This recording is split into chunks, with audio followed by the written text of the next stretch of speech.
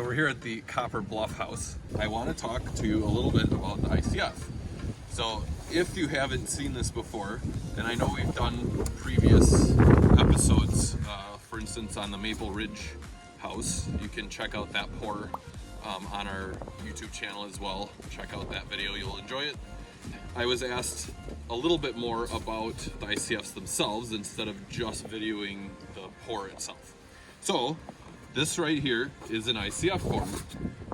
So ICF stands for insulated concrete form, and we have 2.5 inches of insulation and 2.5 inches of insulation.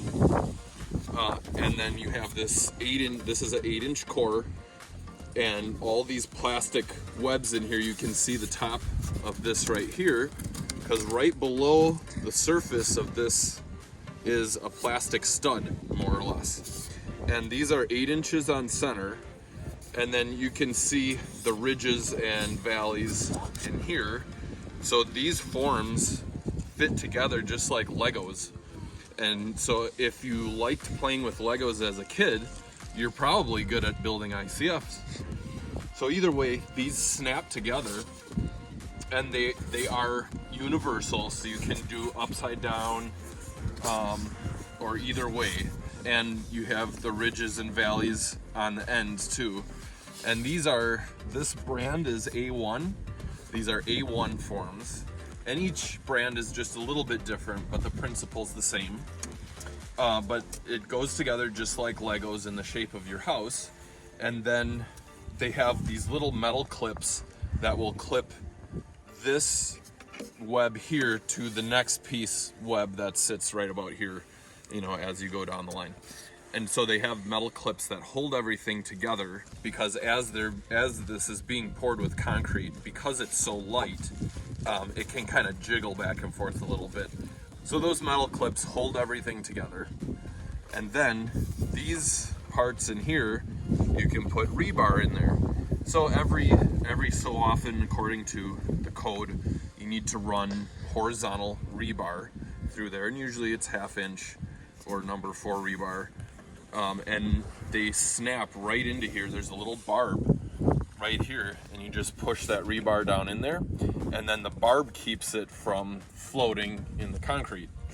The biggest plus side to ICF over other foundations is that you still have a full 8-inch poured foundation, but you already have the insulation on the outside and insulation on the inside of your house, of the foundation. So you don't need to worry about studding out the walls on the inside of the house, and you don't have to worry about insulating the foundation on the outside of the house, because this already does it for you. Also, these little studs in here, this is 2 inches wide and it's 8 inches on center.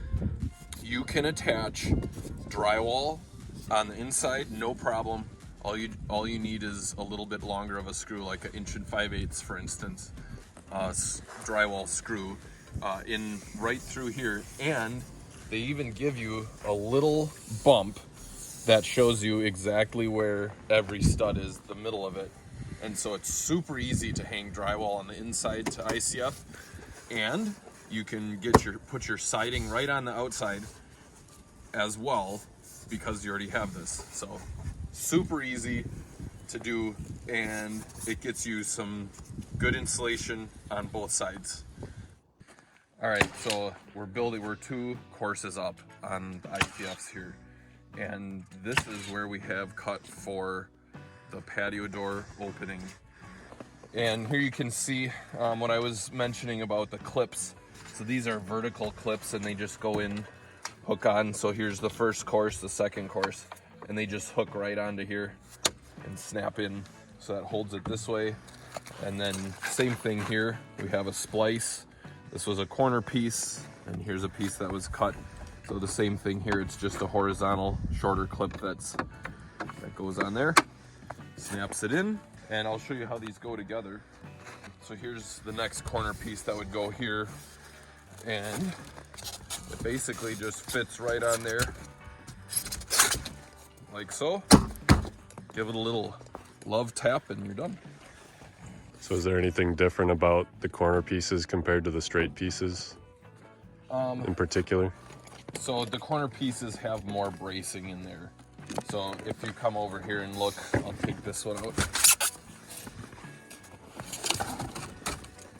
So the straight pieces just have one of these braces every 8 inches. This goes down to 6 inches, 5 or 6 inches, I can't remember which, in here. And then they have the webbing right in the corner too. So you can see right in here, it's a nice wide corner stud basically that's in there, so we can attach siding pieces and stuff on there.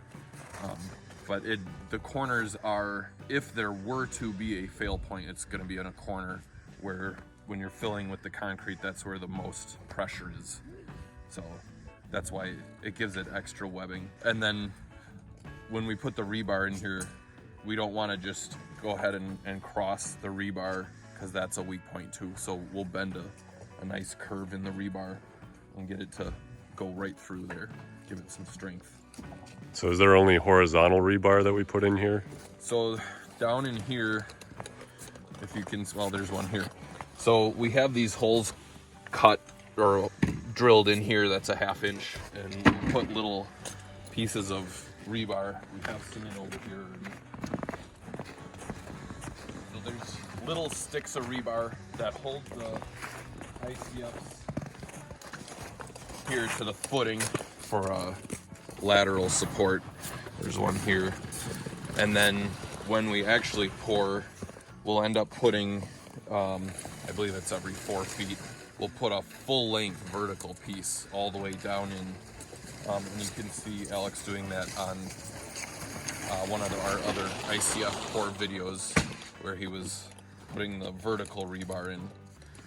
For right now, all I'm concerned about is getting the horizontal ones in, because once we build the next several courses, you can't really reach down in there very well at all. If somebody else convinces me that there's a better way, that'd be fine. But for now, this is the best that I can think of, and it's cost effective too. Once you figure on your poured foundation, insulating the outside, insulating the inside of any foundation. So that's why I like ICF. Hopefully you learned a little bit, and we'll see you next time.